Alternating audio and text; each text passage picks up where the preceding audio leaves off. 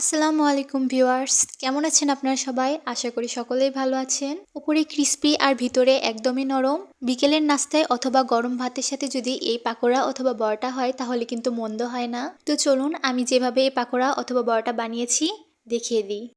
প্রথমে আমি পাকোড়া অথবা বড়াটা বানানোর জন্য আমি এখানে নিয়েছি 1 কাপ মসুরের ডাল আর 1 কাপ চাল। এখানে আমি বাসায় রান্না করা ভাতের চালই নিয়ে নিয়েছি। এরপর এখানে আমি 1 কাপ পরিমাণ পানি দিয়ে 2 থেকে 3 ঘন্টার জন্য ভিজিয়ে রাখবো। 3 ঘন্টা ভিজিয়ে রাখার পর দেখতেই পাচ্ছেন মসুরের ডালগুলো ফুলে গেছে আর চালগুলো নরম হয়ে গেছে। এই পর্যায়ে আমি চাল আর ডালগুলো বেটে নিব। আমি চাল আর ডালগুলো পাটায় বেটে নিচ্ছি। আপনারা চাইলে ব্লেন্ডারে বেটে নিতে পারেন। ব্লেন্ডারে বাটলে পানি দিয়ে দিয়ে বাটতে হবে। আর আমার কাছে বড়ায় যদি একটু পানি থাকে তাহলে কিন্তু বড়ার স্বাদটা আমার কাছে বেশি মজা লাগে না।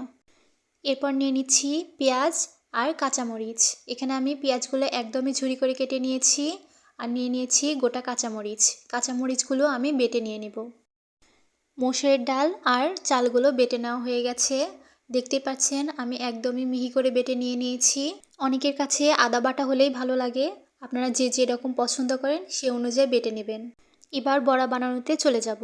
এজন্য প্রথমে নিয়ে নিচ্ছি কাঁচামরিচ বাটা। কাঁচামরিচগুলো আমি এখানে আদা বাটা করে নিয়ে নিয়েছি। এরপর দিয়ে দিচ্ছি সামান্য পরিমাণ আদা রসুন বাটা। দিয়ে দিচ্ছি 1 কাপ পরিমাণ পেঁয়াজ কুচি। আপনারা চাইলে পেঁয়াজগুলো আদা বাটা করে নিয়ে নিতে পারেন। বড়ায় পেঁয়াজটা একটু বেশি করে দিলে কিন্তু অনেক মজা লাগে খেতে, তাই পেঁয়াজটা আমি একটু বেশি করেই দেওয়ার চেষ্টা করেছি। দিয়ে দিচ্ছি 1.5 চা চামচ লবণ, আপনারা আপনাদের স্বাদ মতো দিয়ে দেবেন। দিয়ে দিচ্ছি 1/2 চা চামচ হলুদ গুঁড়ো, সামান্য পরিমাণ জিরা গুঁড়া দিয়ে এবার সবগুলো উপকরণ মাখিয়ে নেব। আমি এখানে হাত দিয়ে মাখিয়ে নিচ্ছি, এতে করে সবগুলো ভালোভাবে মাখানো যাবে। আপনারা এখানে চামচ দিয়েও মাখিয়ে নিতে পারেন। আমার মাখিয়ে নেওয়া হয়ে গেছে। এখন এই মিশ্রণগুলো দিয়ে আমি বড়া বানিয়ে নেব। আমি এই পর্যায়ে রেস্টে রাখবো না, এখনই আমি ভেজে নেব। আপনারা চাইলে কিছুক্ষণ রেস্টে রেখে ভেজে নিতে পারেন। প্যানে আমি 1 কাপ পরিমাণ সয়াবিনের তেল দিয়ে নিচ্ছি। তেলটা গরম হয়ে আসলে আমি এখানে বড়ার মিশ্রণ থেকে একটু একটু নিয়ে এভাবে গোল শেপ দিয়ে ভেজে নেব। আপনারা চাইলে যে কোনো শেপেই ভেজে নিতে পারেন। বড়াটা একটু ছোট ছোট শেপে আর একটু পাতলা করে ভেজে নিলে কিন্তু অনেক মজা লাগে খেতে। বড়াটা একটু পাতলা করে ভাজলে বড়ার ভিতরেও তেলটা যায় আর ভালোভাবেও ভাজা হয়, এজন্য বড়াটা খেতে দারুণ লাগে। বড়াগুলো তেলে দিয়ে দেওয়ার 2 থেকে 3 মিনিট পরেই এইভাবে দেখা যাবে বড়াগুলো নিচে ভাজা হয়ে গেছে। তখনই আমি একটা একটা করে উল্টিয়ে দিচ্ছি।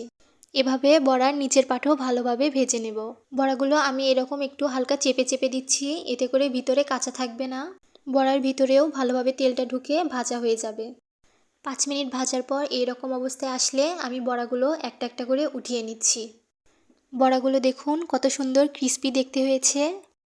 এরপর বড়ার বাকি মিশ্রণগুলো আমি আস্তে আস্তে ভেজে নেব। কেন জানি প্রথমবারের থেকে দ্বিতীয়বারের বড়াটা অনেক সুন্দর হয়েছে দেখতে। আমার সবগুলো বড়া ভাজা হয়ে গেছে। এবার আমি পরিবেশন করে নিচ্ছি। গরম গরম ভাতের সাথে কিন্তু এই বড়াটা একদমই জমে যাবে। আমি এখানে উপরে হাত দিয়ে দেখিয়ে দিচ্ছি, দেখতে পাচ্ছেন উপরে কতটা ক্রিস্পি হয়েছে আর ভিতরেও একদম নরম হয়েছে, যেন মুখে দিলে অমৃত মনে হচ্ছে। একদম ঝাল ঝাল ক্রিস্পি আর ভিতরে একদমই নরম। আমার রান্নাটা ভালো লাগলে অবশ্যই আমার চ্যানেল সাবস্ক্রাইব করবেন। ফেসবুক পেজ থেকে দেখলে অবশ্যই একটা লাইক দিয়ে যাবেন। শেয়ার আর কমেন্ট করতে ভুলবেন না। আল্লাহ হাফেজ।